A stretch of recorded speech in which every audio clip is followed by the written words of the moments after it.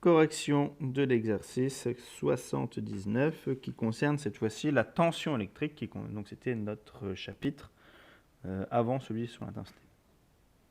Alors, dans le premier document, on nous explique qu'une lampe de bureau éclaire à l'aide de 3 DEL identiques et que la tension d'alimentation est de 12 volts. Deuxième document, on nous dit que chacune des DEL blanches de la lampe doit être alimentée par une tension de 4 volts pour fonctionner normalement. Première question.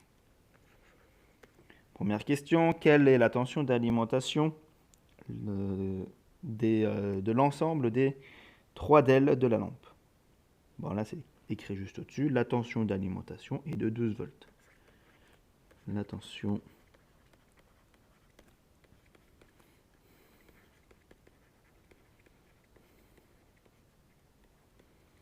d'alimentation est de 12 volts. Deuxième question, déterminer la tension aux bornes de chaque DEL si elles sont associées en série.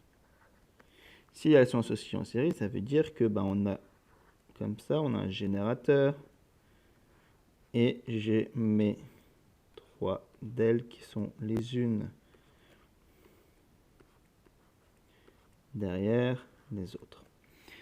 Ce que je sais dans une des lois de l'intensité du courant et de la tension, c'est que lorsqu'on est dans un circuit en série, la tension aux bornes du générateur est égale à la tension aux bornes du premier dipôle, donc c'est une première DEL, plus la tension aux bornes du deuxième dipôle, plus la tension aux bornes du troisième. Si c'est le cas, sachant que j'ai 12 volts, que ce sont 3 DEL identiques, eh bien, je dois diviser mes 12 volts par 3. 12 divisé par 3, ça me fait 4. 4 plus 4 plus 4. Donc, dans ce cas-là, chaque DEL sera alimenté par une tension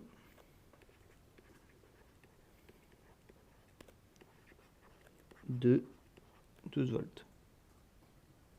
Pardon, de 4 volts. 4 volts pour faire 4 fois 3, 12, comme c'est écrit ici. Deuxième cas, quelle est la tension aux bornes de chaque DEL si elles sont associées en dérivation? C'est-à-dire que cette fois-ci, j'ai mon générateur et cette fois-ci, chacune des DEL est associée en dérivation. Et là, c'est la deuxième loi de la tension. Dans un circuit en dérivation, on sait que la tension aux bornes du générateur égale la tension aux bornes de la première branche, qui est égale à la tension aux bornes de la deuxième, qui est égale à la tension aux bornes de la troisième. Donc si j'ai 12 volts qui circulent ici, j'aurai donc 12 volts par LED. Donc là, dans ce cas-là, la tension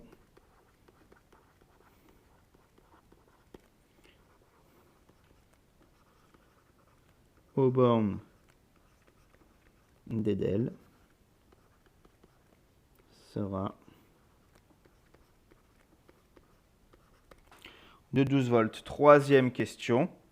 Eh bien, conclure sur le type de circuit électrique intégré à cette lampe.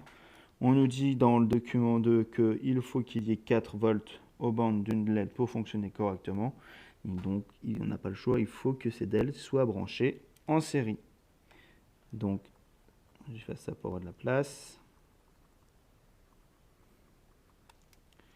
Dans la question 3,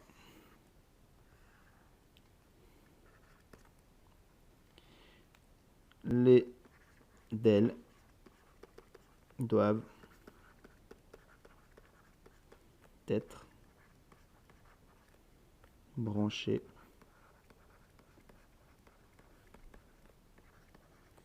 en série pour avoir une tension